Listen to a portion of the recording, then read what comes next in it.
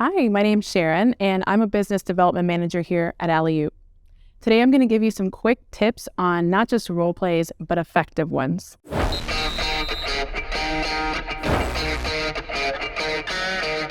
Effective role plays have been pivotal in my success as a sales rep, and it's something I've taken with me to this very day while managing my own teams.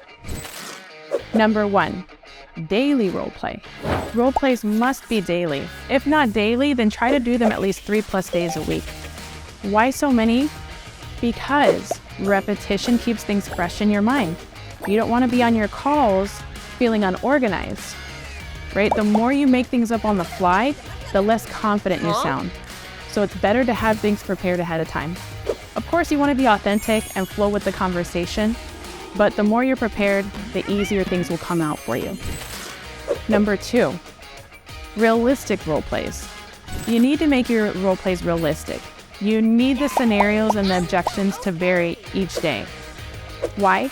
Because you never have the same conversation with a prospect twice.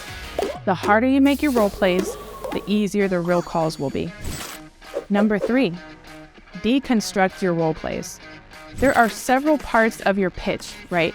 Within your pitch, you have your intro, you have the actual pitch itself where you're describing your product. You have then the ask where you're asking for the meeting, and then the last part is the lockdown where you're locking down the meeting details. You want to break your entire pitch up into those parts, right? And you want to practice the first part and perfect it before you move on to the next part and the next part and the next part. Why? Because when you break your pitch up like that, it makes it more manageable. It helps you perfect it easily. And number 4, you want to practice your role play to the very end. Most managers make the mistake when they're helping the reps role play with cutting the role play as soon as your prospect gives you the meeting in the role play.